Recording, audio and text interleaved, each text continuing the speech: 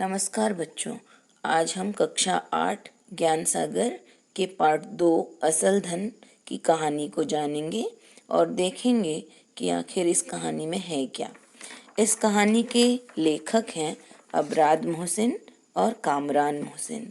उन्होंने इस पाठ में व्यक्ति के असल धन के बारे में बताया है। आइए पढ़ते हैं पाठ 2 असल धन।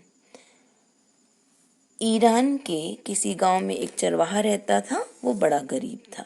उसे रूखी सूखी रोटी खाने को मिलती, पहनने के लिए भेड़ की ऊन से बना फटा पुराना कपड़ा, और रहने के लिए जो झोपड़ी थी वो भी आधी टूटी हुई, उसकी छत गिरी हुई। लेकिन गरीब होते हुए भी गांव वाले उसका बड़ा सम्मान करते। इसका कारण था उसके अनेक गुण। वो बड़ा बुद्धिमान था। गांव की कठिन और जटिल समस्याओं को चुटकियों में सुलझा देता था। गांव के सब झगड़ों का निपटारा भी वही करता था। उसकी बुद्धिमानी की चर्चा धीरे धीरे आगे बढ़ते बढ़ते ईरान के शाह के कान में पहुंची। उनके सामने कुछ समस्याएं थीं। शाह ने दूत भेजकर समस्या दारा को बताई और उसने चुटकियों में उसे भी सुलझा दिया, और इतनी समझदारी से कि शाह दंग रह गए। उन्होंने सोचा ये कोई साधारण व्यक्ति नहीं, इसे तो दरबार में रहना चाहिए, और उन्होंने दारा को बुलवा भेजा। उसके आने पर शाह ने मुस्कुराकर कहा कि तुम्हारे जैसे बुद्धिमान की तो महल में आवश्यकता है। दारा ने सिर झुकाकर उनका हुक्म स्वीकार कर लिया। दारा शाह के साथ दरबार में रहने लगा। वे उससे इतने प्रभावित थे कि उसके बिना उनका मन नहीं लगता। कोई कार्य उसके सुझाव के बिना भी नहीं करते। अब ऐसा होने पर जो हमेशा होता है वही हुआ। शाह के दरबार में जैसे जैसे दारा का सम्मान बढ़ा, दरबारी उससे जलने लगे। वे उसकी बुराई करने लगे और वे शाह के भी कान भरने लगे। लेकिन शाह उन लोगों को ही डांट देते और दारा के कार्यों के कारण उसका सम्मान और ज़्यादा बढ़ने लगा। एक बार शाह ने उसे बुलाकर कहा, कुछ दिन तुम्हें मुझसे दूर रहना पड़ेगा। तो दारा ने सोचा कि न जाने क्या बात है। तब शाह ने उसे कहा कि उत्तरी ईरान के एक प्रांत का मैं गवर्नर बनाकर तुम्हें भेज रहा हूँ। वहाँ शासन व्यवस्था बिगड़ गई है, सरकारी अधिकारी भ्रष्ट हैं, अराजकता फैली है। वहाँ तुम्हारे जैसे ईमानदार व्यक्ति की आवश्यकता है। दारा उत्तरी प्रांत गया और वहां पहुंचते ही वहां के हालात सुधरने लगे।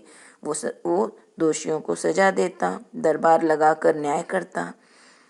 इस तरीके से वहां शांति फैलने लगी।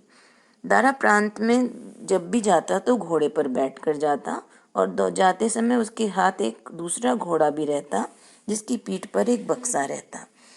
अब दरबारियों को तो अवसर मिल गया। उन्होंने तुरंत शाह को भड़काया कि दारा बेईमान है। वो अपने साथ जो बक्सा लेकर जाता है उसमें प्रजा से लूटा हुआ धन है। शाह बड़ी उलझन में पड़ गए। उन्हें लगा अगर दारा बेईमान है तो संसार में ईमानदार कौन हो सकता है। फिर भी उन्होंने दारा को राज दरबार में बुलवाया। दारा को आश्चर्य हुआ, पर वो पहुंचा और दरबारियों से खचाखच भरा हुआ था। सब मुस्कुरा रहे थे। को लग रहा था अब दारा पकड़ में आएगा।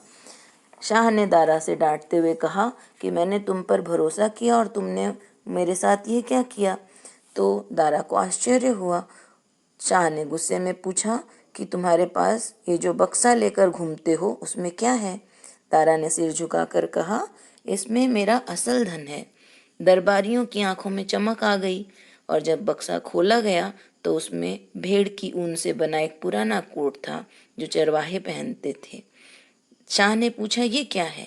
दारा ने कहा, मैं इसी को पहनकर भेड़ें चराया करता था, इसीलिए अपने साथ रखता हूँ कि ये मुझे याद दिलाता रहे कि मैं एक गरीब चरवाहा हूँ और मेरे मन में कभी घमंड न पैदा हो। यही मेरा असल धन है।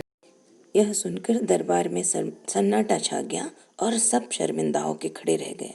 शाह बोले, वह देश धन्य है जहाँ दारा जैसे महान इंसान ने जन्म लिया। तो कैसी लगी कहानी? अच्छी लगी ना? ये कहानी थी पाठ असल धन की। धन्यवाद।